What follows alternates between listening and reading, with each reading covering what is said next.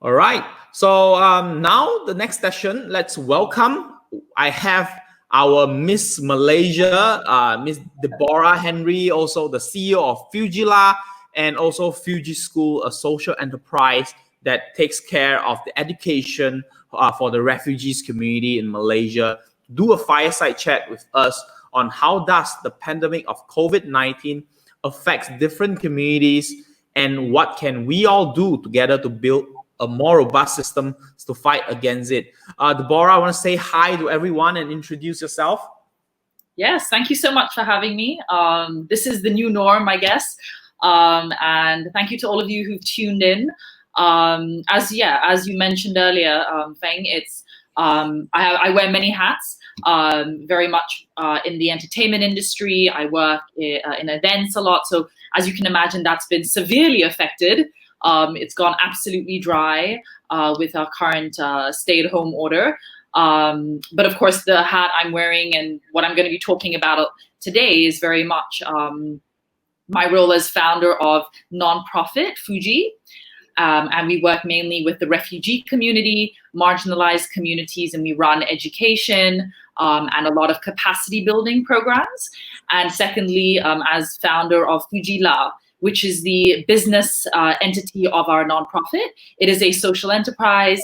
And of course, we make fashion and lifestyle accessories. So very much dependent on selling products. And that is meant to financially sustain the running of our nonprofit, but also critically provide jobs and also just training for refugee communities in Malaysia. Tell us a little bit more about story. What brings you from, being in the entertainment industry? You were a TV host before, and what brings you to start running a nonprofit and eventually a social enterprise? Tell us your story.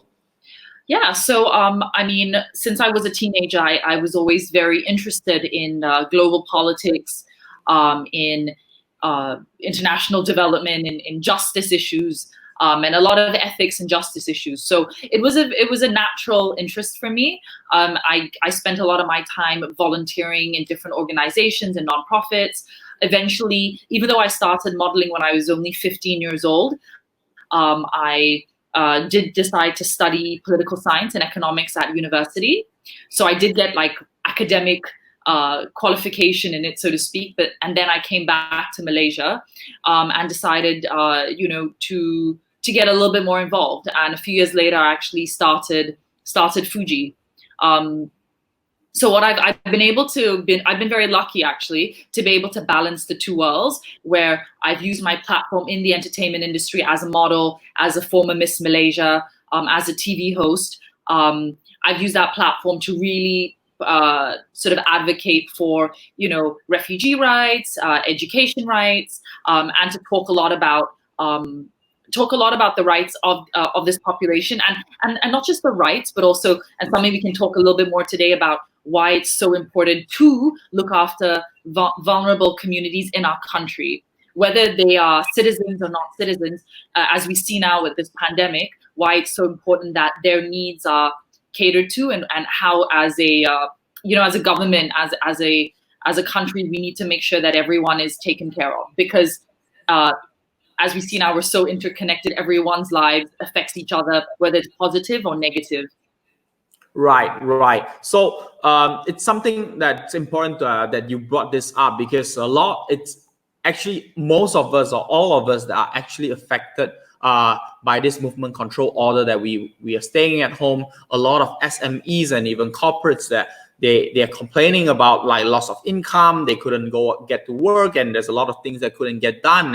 And I definitely believe this could be even more a severe issue when it comes to the marginalized community out there that would probably depend on paycheck on daily sometimes to actually get the life going. Absolutely.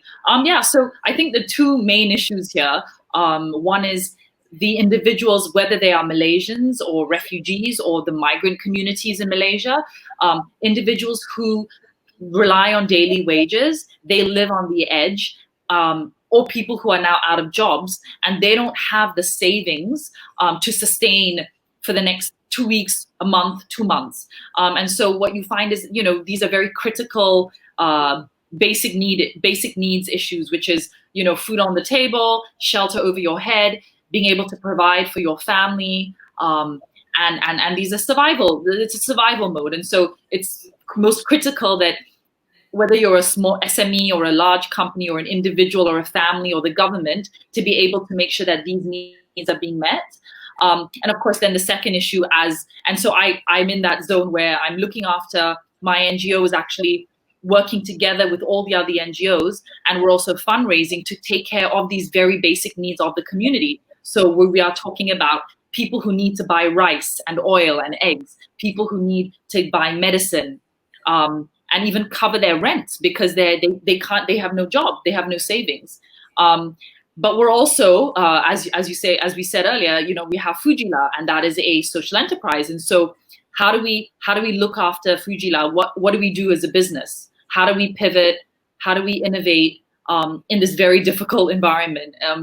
So for me, stepping back, what I realize is that this pandemic has actually magnified privilege. And it's also shown us the cracks in our system. So for many of us, what we consider to be normal and usual is actually privilege. Correct. And we always kind of like take it for granted, isn't it? Yeah, and it's because it's so normal for us. It's something we don't even think about. And so little things like this are actually privilege. And also then we've seen now that the vulnerable communities, they live so much on the edge that something like this, within 2 weeks, we've got people who are almost homeless. We've got people who can't feed their families. We have people who can't even afford medication that they need, like people with diabetes, people with other diseases that can't afford. And that's 2 weeks. And so it really has shown us as a country, as a people, where these cracks are. And this goes back to like how we're able to recognize these cracks in the system and stuff that perhaps we've never focused on before, we've not invested the resources in before, and why this is so important. So touching briefly on healthcare, touching on housing, on people that don't actually, they earn just enough to survive. They're not even able to have enough savings.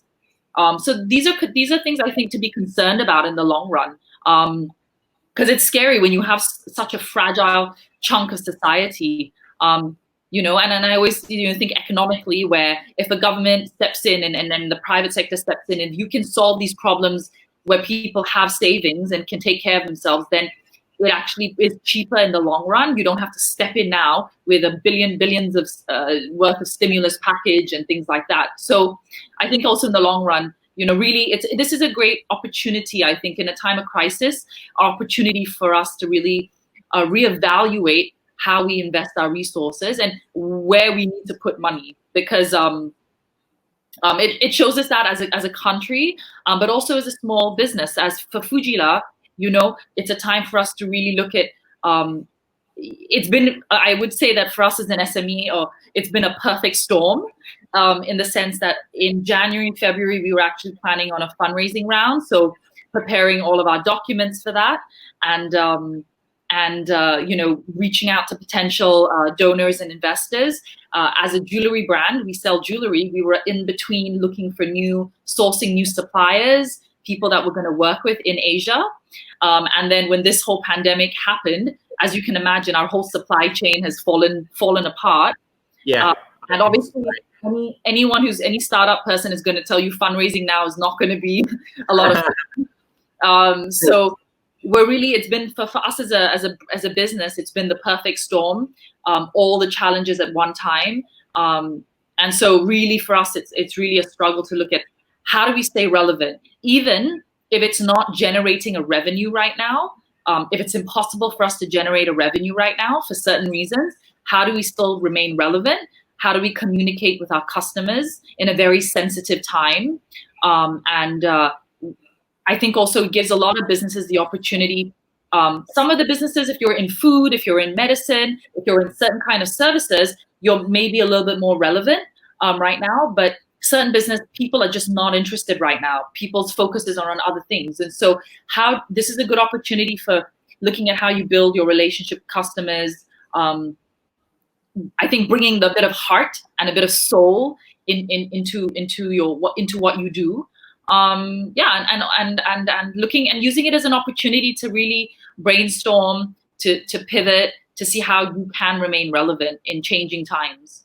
I can really feel you, because what you're saying is that a lot of, if you are providing like necessity kind of products and supplies and services right now, your business could probably be booming and growing really fast. But if we're talking about non-necessity items, like for example, probably because your item are such as like premium, high quality kind of accessories, these are probably some of the things that people will probably delay. They won't put it as the first priority that they want to spend their money on right now. So how are you guys coping with this situation? What's the strategy you guys are taking right now? So for us, like I said, because we were actually in between collections, we weren't able to get our new collection launched at the right time. So now we have our raw materials, our products are stuck in various countries in the region. So we're at a position now where we're not even able to launch our new collection for the customers. On top of that, we work with the refugee community who live all over KL. And so we can't jeopardize their safety. We can't, with the whole restricted movement, how do I go and meet the girls who work for us? How do I pass them stuff that they need to make or to sew? So we've got some real hurdles in our way in terms of actually our supply chain and actually bringing a product to market.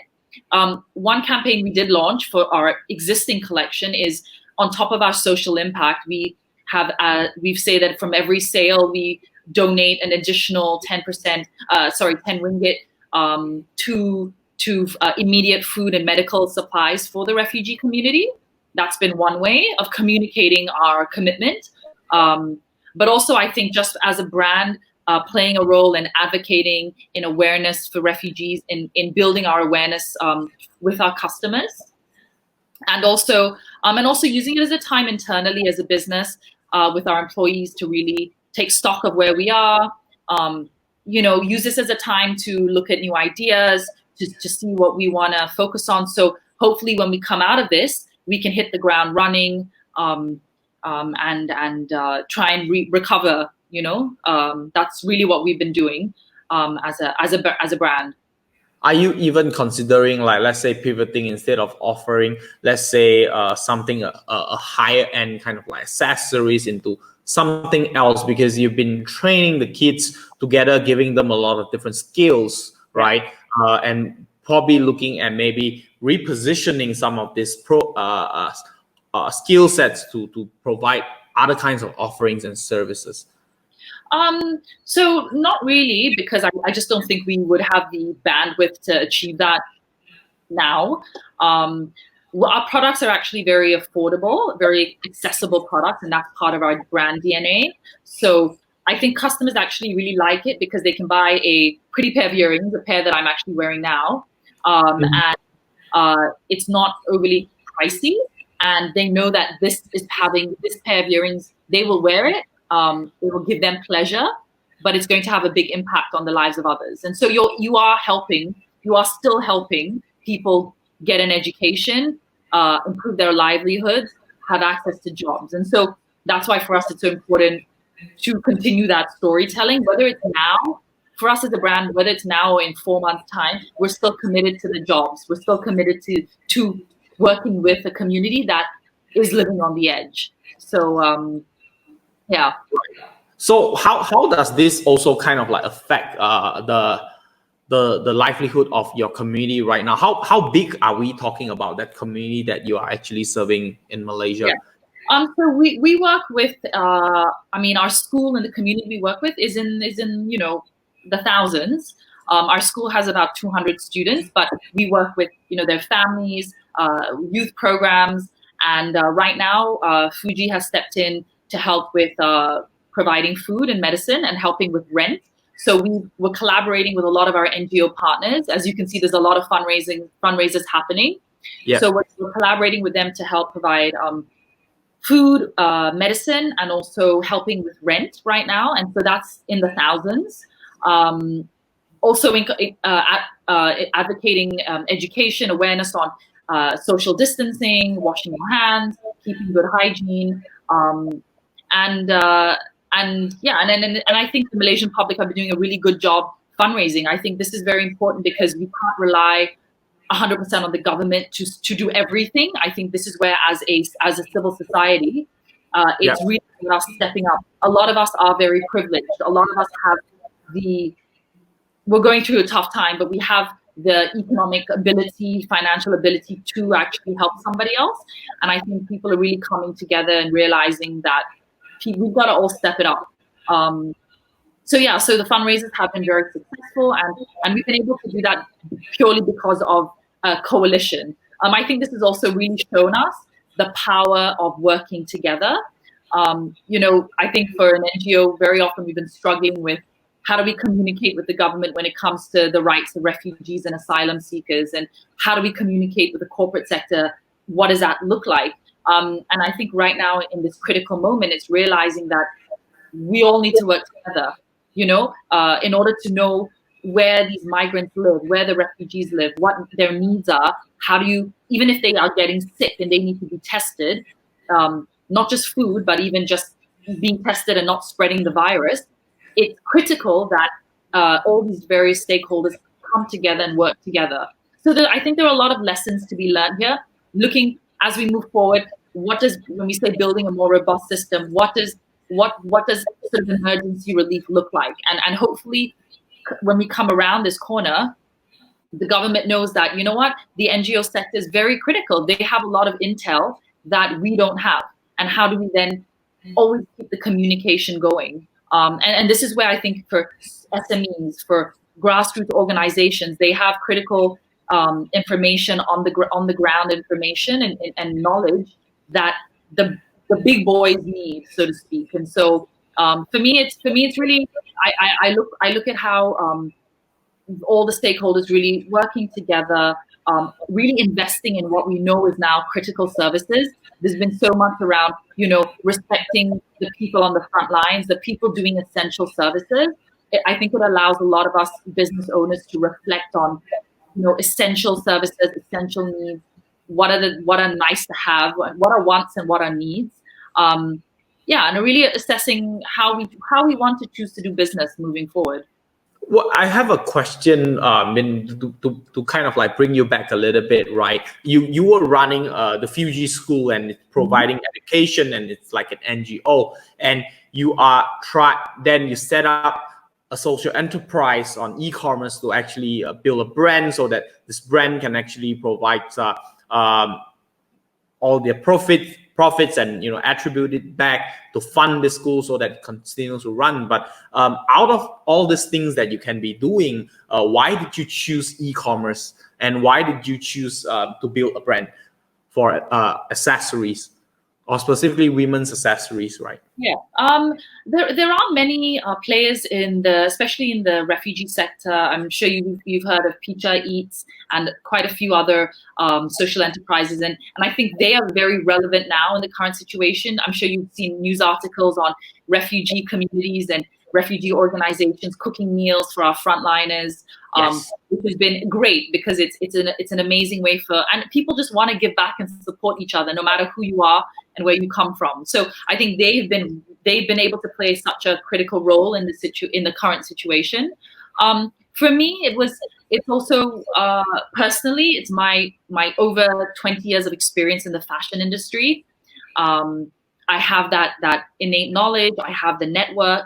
So it felt like a very natural thing to do, to want to work in accessories and jewelry, especially because I think it is, like I say, we're accessible. We have a story to tell, and I think that fits a gap in the market of an ethical brand what I see is that more and more consumers, they care where their dollars go. They want to know that their purchase is not causing harm. It's actually doing some good. And if I'm going to buy a pair of earrings anyway, I'm going to spend the money. It'd be great to spend it up with a brand that I know has a social impact. Right. Yeah. So for me, it was kind of a few of these kind of, I guess, obvious reasons. I have a network within the refugee community, people who can sew, girls who have the creative skills, and access to refugee youth who actually are looking for jobs. So it felt like quite a nice synergy. Well, how did you compare? Like I know you mentioned you have e-commerce and you also do the selling on the retail side. How does business works for you? Which one is better, and what kind of strategy you are deploying for this business? Yeah, so we sell at a couple of stores in Malaysia. We also have about a bunch of distributors in around the world, and they sell in your brick and mortar stores. And then we sell online through our platforms globally. So we are definitely pushing our digital sales. It is something that we are investing in and we want to grow. And so we have customers from America, Australia, Europe, Japan, Southeast Asia region. And I think now more than ever, it's kind of teaching a lot of brands. I was actually on a webinar a couple of days ago with a diamond trader and out of America, and he was saying that now more than ever, a lot of brands are having to recognize the value of digital sales, of having an e-commerce platform, especially if you're not traditionally a business that wants to sell online. So transitioning into that is super important, because right now, I mean, obviously our offline sales are zero. So Yeah, I mean, I can imagine like how hard it is, because like you said, if they're trying to sell the diamonds online. Yeah, so it's a whole education to your customers as well, right?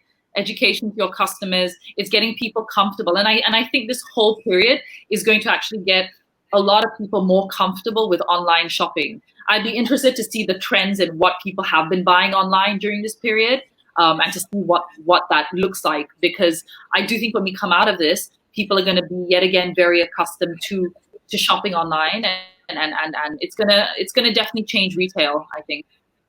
Yeah. So what kind of strategies are you going to deploy for your business, and especially when you're taking care of like so many families within your reach? What kind of strategies are you implementing for business? Because seems like the sentiment that we are getting is that the buyer confidence will probably only come back after 6 months. Will probably even looking at 12 months. So can you share with us what are you planning right now?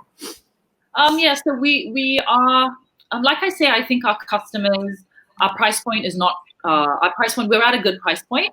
I think our customers still recognize that it's not just a pretty purchase. It's a pretty purchase that helps people. So I do think that we will be able to maintain.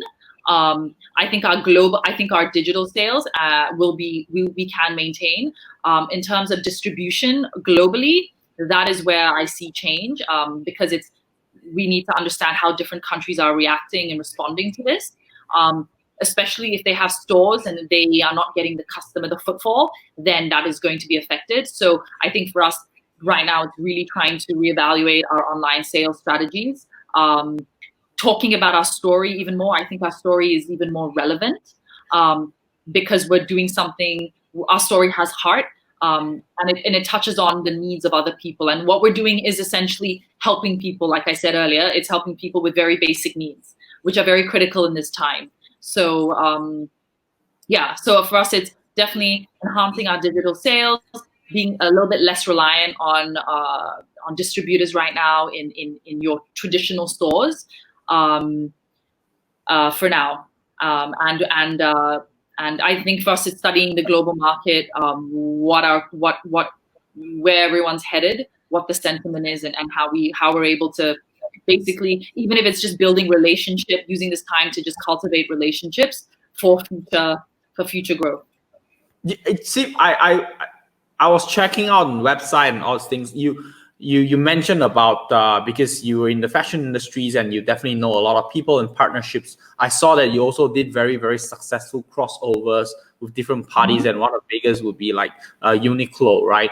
So would you mind talking a little bit more and sharing us some of these strategies about doing crossovers? Because right now we have this kita jaga kita kind of things going on. A lot of business also kind of like need help, and one of the strategies that people are always talking right now is like partnership with people that might complement your business and start to do crossover. But of course, like how exactly to do it and how exactly to kind of like really making it successful, it's another story. So would you mind shed some light on this part as well? Absolutely. So one thing I would say about partnerships, especially in this sector, is for me, a key word is authenticity. Very often, a lot of partnerships happen, and to me, they're very superficial. So I really think it needs to be a partnership that is mutually beneficial, that sees real impact. That is the first thing. Our partnership with Uniqlo, it's been a long-standing relationship, and we collaborated with them using our students' artwork on a series of T-shirts that we sold online and in their stores about a year and a half ago, which was very successful. We got a lot of very positive feedback. So we're actually currently working on a second potential collaboration with them. So once again, students' artwork on eco-friendly tote bags, where people can it's a series of imagery. So it's like in an image bank, and you can actually select the different images to print. So it's sort of like a customized, bespoke service for Uniqlo customers. So I think finding shared values, and I think this is where, as for small businesses and companies to really be retrospective and look at what are their values and who has shared values with you and partner with them, because I believe actions and what you say and what you do have to be aligned. A lot of times we say a lot of things, but what we end up doing are divergent, and then you kind of end up there. So actions and words need to be very much heading down the same path. So for us, Uniqlo, we have a great relationship with them. They're very committed globally to the refugee cause. They have a lot of global giving initiatives that they run. And I love the fact that they're very out there. They do what they say what they do. And we're able to really, the fact that we're able to look at doing a second partnership with them, I think that's a very positive thing. And it gives people, I think, customers, consumers, an opportunity where people want to do good. I think people inherently want to do good and to contribute. But it's sometimes how we package that and provide it to them, right? What does that look like? And I think for those people, they will donate to a charity, they will volunteer. But some people just want to be able to make a really nice purchase, something that they like and they're going to wear, they're going to be proud of, but they're also going to know that their money is going to something good. And I think that's the power of Fugeelah is very small. The power of a brand like Uniqlo to use their huge platform is so powerful. So, for me, it's really encouraging companies, if you have a platform to use, don't underestimate the value that platform has. And this is where partnerships can be extremely powerful and great. And another example of that is we recently have tied up with Grab. So Fuji School is on Grab's Make a Difference. If you have lots of reward points on Grab, you can donate your rewards points. Normally we use our rewards points for free car rides or for food, but you can donate, a very small number of rewards points to a cause. And it's such an easy thing to do. All the feedback my friends have been giving me, this is amazing. It's like 2 clicks of a button and I've made a donation. And this is kind of what we need, right? It's businesses not looking at just profits, but if more businesses can factor in not just profit, but factoring in social good, and Richard Branson says doing good is good for business. So if doing good can be part of your business model, of course, we all need to make profits, cover our costs and but if you can make doing good a part of that, then, I think there's something to be said about that. And if the world functioned a little bit more like that, we could have very different outcomes. Right, I totally agree on this, and this is how fundamentally how a lot of people are defining a social enterprise right now. Although I know sometimes it doesn't really have a very defined kind of like definition for this, but it's really a business with a social cause that wants to create an impact, right? Well, you can still think about making money, but at the same time doing good, right? And I really like this point. Let's bring you back a little bit to talk about the education side, right? It's an MCO period. We all can go out, and so how does the education work for your school? I think it's been quite challenging, to be honest. And I was actually chatting with a girlfriend of mine a couple of days ago, and we were saying even for a lot of us adults who are working in MNCs and startups, we're all adjusting to this working from home, and being able to be focused and to with zero human interaction, being able to like actually be focused, effective, and productive with these online chats. Another thing is using this opportunity to, we're saying we're all a jack of all trades. We're reading so much online, this information overload, but I think we need to step back and actually go, how do we use this time effectively? Do we choose a few things we want to really focus on? And so whether you choose this time to like teach yourself something new, a new skill, some new knowledge, even as a business, what do you want to focus on?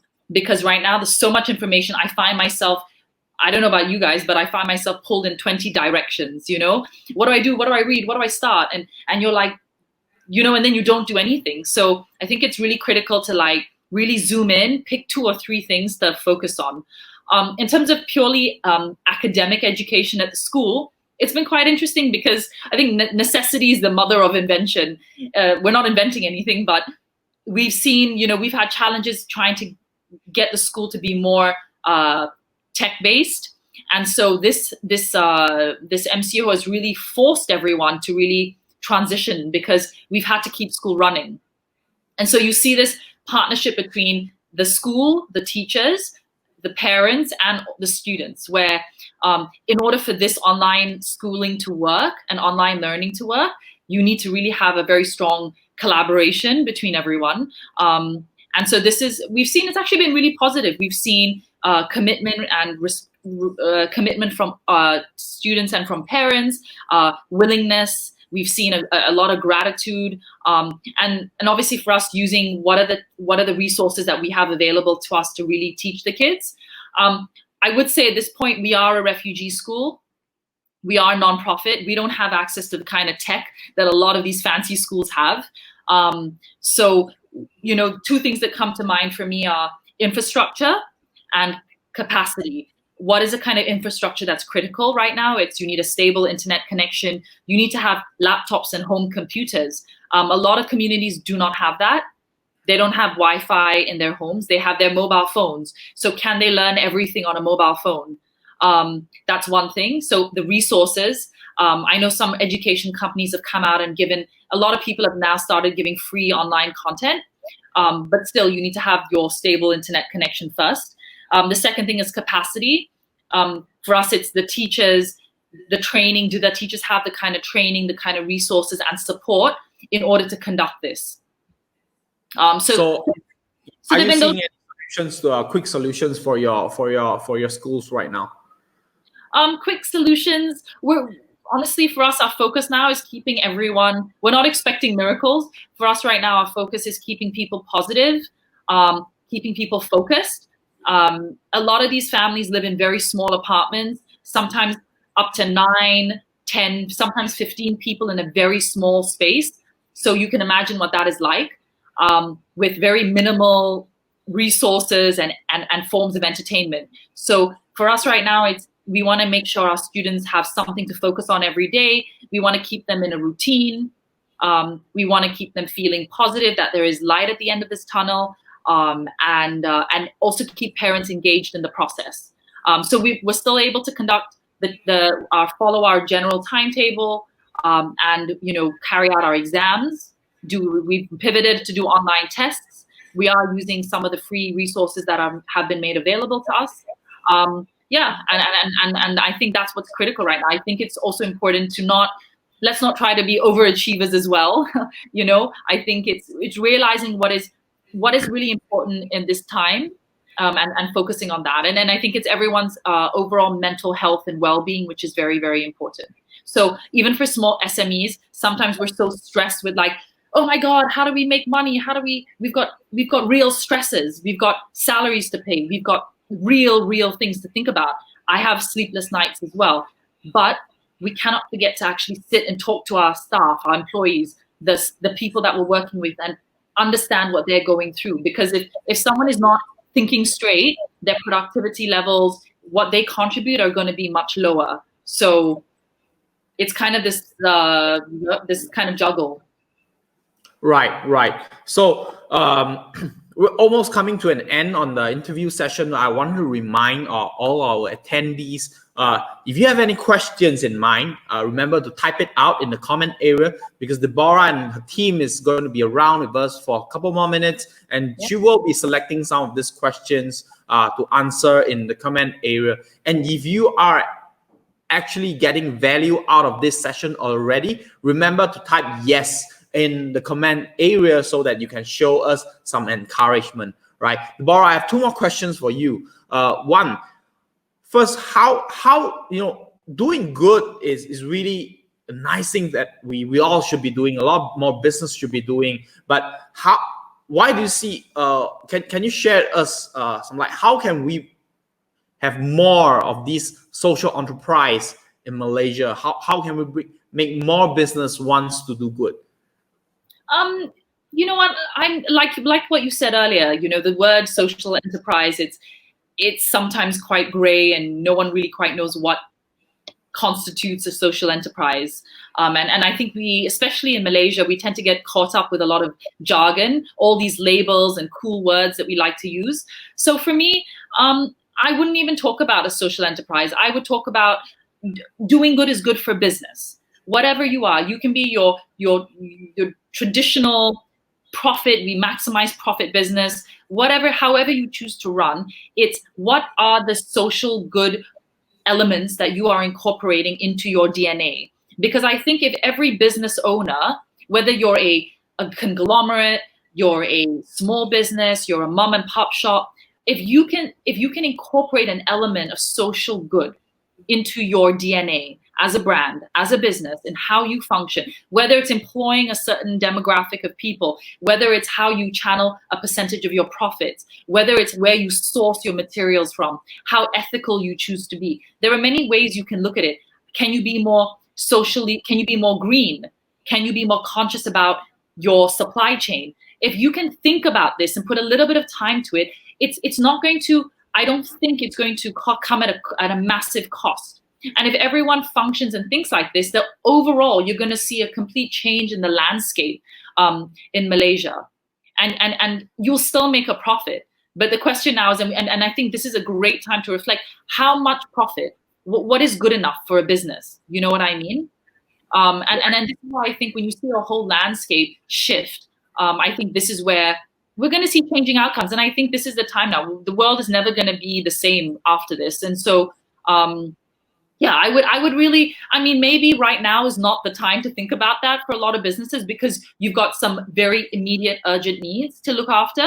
So I'm not saying now start thinking about like all of this, but I'm saying in the future to keep this in mind, because this is where you help solve what the problems we're seeing now can actually have been tackled if businesses perhaps function a little bit different.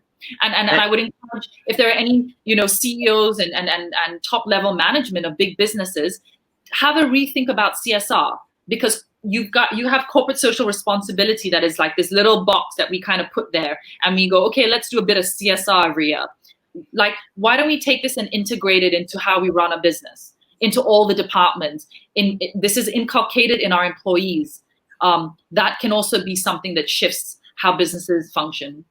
And in fact, probably in terms of this kind of tough time, especially, for businesses like you, we're talking about spending, and maybe because it's all these things that you did and the story behind it, like you said earlier, it actually gives people more reasons why they should be spending their money with your business. Yeah, you know what? This will be an interesting thing to see how consumer patterns shift over the next period, over the next few months, where people are starting to be a lot more conscious, and they realize that, you know what, we are all in this together. And I think there was a question I wrote on my Facebook page a few days ago. I said, is the coronavirus the great equalizer? Because everyone can get it, no matter who you are, where you come from. You can test positive, and there could be severe consequences to that. And a lot of the comments, I mean, the overwhelming response was, it's not the great equalizer, because this has actually made very glaring the position of privilege that a lot of us have. It has shown us privilege, and has shown us cracks in our system, and in terms of everything.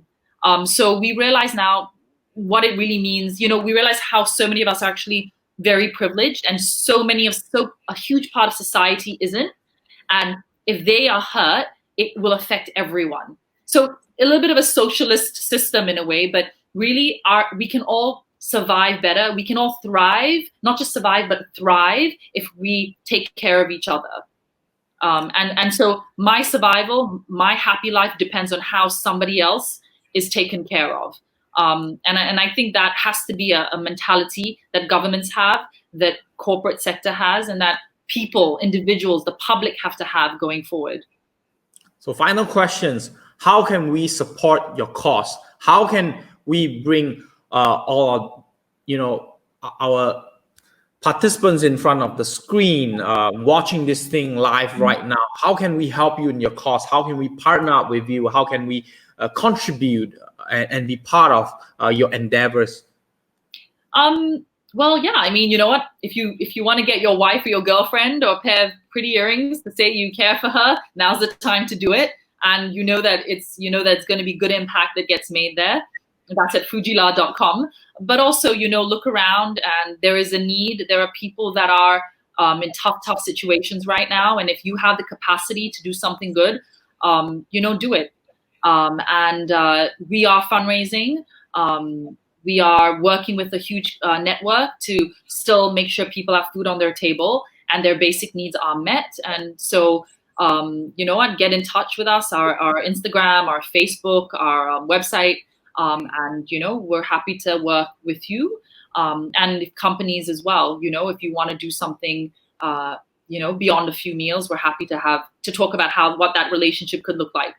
And just to be able to, this is to really, there was a quote I saw that I really liked. It said, if you can't go outside, go inside. And I think this is and it's literal, but it's also spiritual and metaphorical. It's a great opportunity for all of us to take this time to self-reflect, to reevaluate as individuals, as families, as businesses, and hopefully this, we come out of this a stronger, more compassionate, more loving, more purpose-driven people and nation. All right. So we're done with the session. Thank you very much for sharing, Deborah. Thank you. I feel so inspired talking to you, and I start to stutter because there's so much thinking going on inside, because I'm really touched with what you're doing. Thank you very much for sharing with us today at this session on how does the pandemic of COVID-19 affects different communities, and what can we do to build a more robust systems to fight against it. Thank you very much. We had Deborah Henry, our Miss Malaysia and the CEO founder of Fugeelah. Thank you very much. Thank you. And we'll see you at the next session. Thank you. Stay safe. God bless.